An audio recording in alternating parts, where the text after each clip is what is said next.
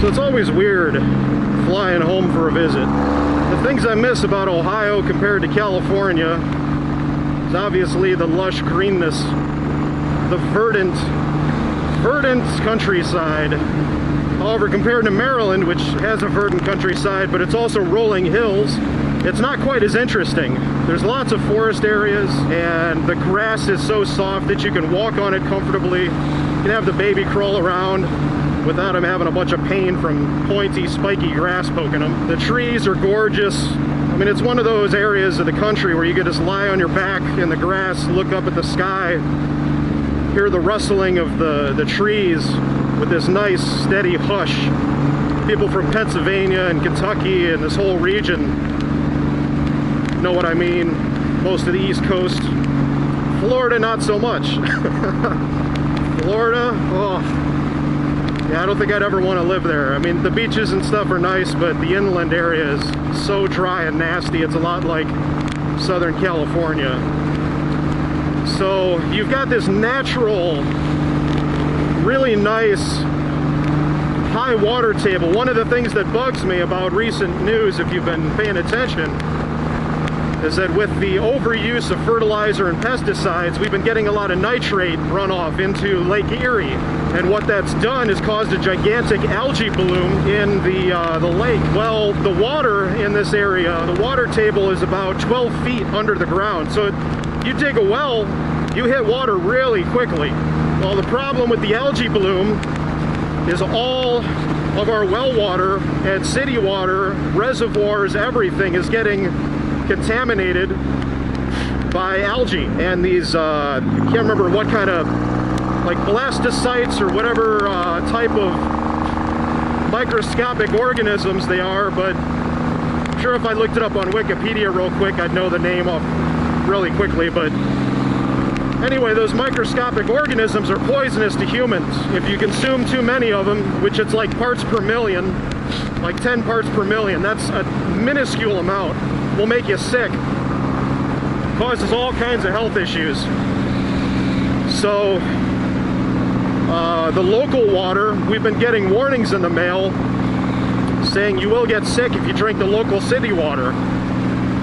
So please don't do that. It's like, so what are we supposed to do? I mean, unless you want to boil all of your drinking water, you're kind of SOL. Oh, and you might notice I'm squinting it up a little bit. I didn't feel like bringing my gloves, my boots, my jacket. And the only reason I'm wearing a helmet is because I wanted to wear the camera without having to wear a stupid head strap. Not that my voice would get picked up in the wind anyway. So the helmet made sense. I grew up, I started out 8 years riding without a helmet on cruisers like this, so anyway, I miss the lush, verdant greenery of Northwest Ohio and this part of the country, but we've got some serious problems going on with farming. And while GMO itself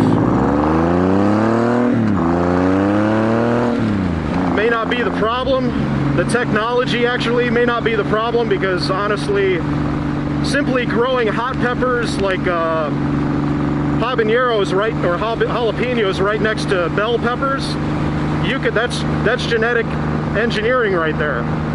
You will end up with bell peppers that are spicy. I did it back in high school and junior high. Crossbreeding foods that you grow in your garden. So GMO is nothing new. Gene splicing, of course, is new. Anything that's lab created. And you run it. I mean, I've got dust mite allergies and cat and dog allergies, but I don't have any food allergies. So having dealt with allergy issues and knowing people who have allergic reactions to peanuts and things like that, gene splicing kind of bothers me. But for the most part, there's some testing. But it's not, we're not talking rigorous public testing of foods before putting it out to pasture to sell in the market. So it's kind of a mixed bag. Yeah, GMO is mostly safe. The technology is sound. It's been around for thousands and millions of years before we even knew what it was. But you end up with environmental impacts like algae blooms in lakes if you're not being careful about your overuse of pesticides, nitrate, fertilizers, and things like that. So part of the problem with the whole GMO movement is they're kind of bandying behind the term GMO rather than industrial farm culture, killing off small farms, seed patenting, and the tertiary issues that aren't necessarily directly related with genetically modified organisms themselves. The water supply in this region is kind of messed up, and I feel for anybody that's stuck back here having to worry about taking a shower when that algae bloom happened last summer. Man, that really pissed me off. You shouldn't have to worry about giving your kids tap water and them getting sick and having toxic fits that could potentially kill them because their water's poisonous. Interesting rant.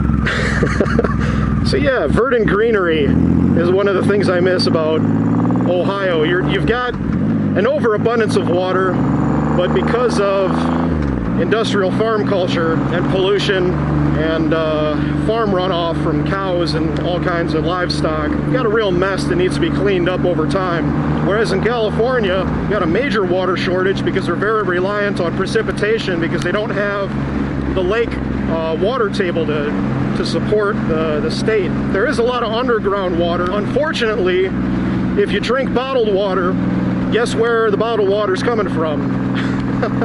I was at the airport and I bought a couple bottles of water, and I noticed that they were coming from Palomar Mountain, which is one of the areas I ride in California. Well, it's still pretty dry down there, so they're obviously getting their water from underground, and there's not an unlimited supply down there.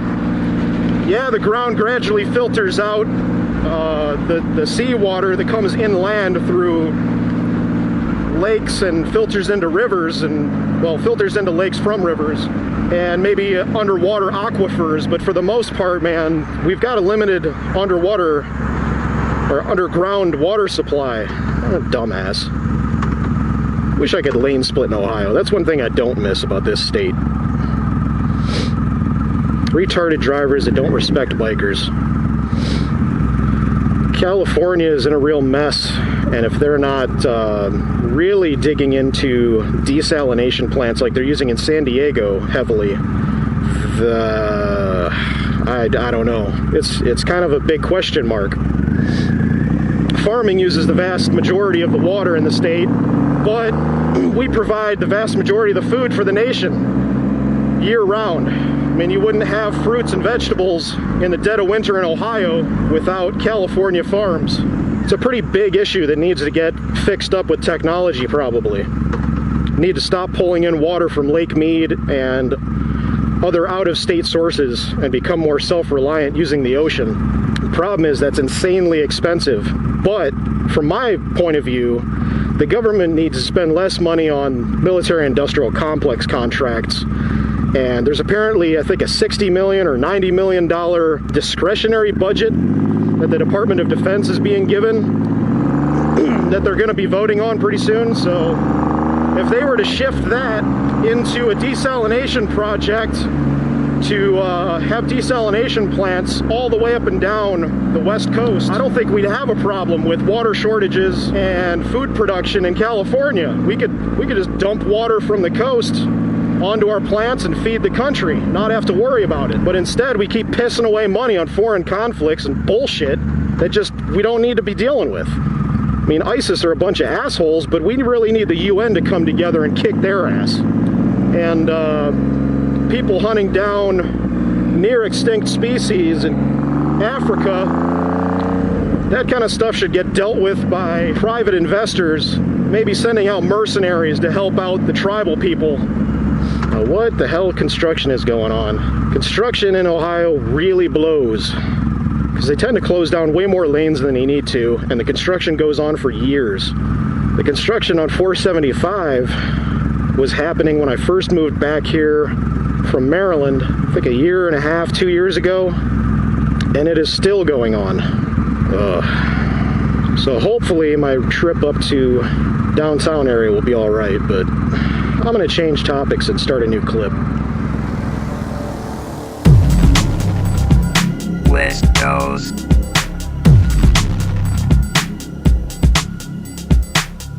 the road.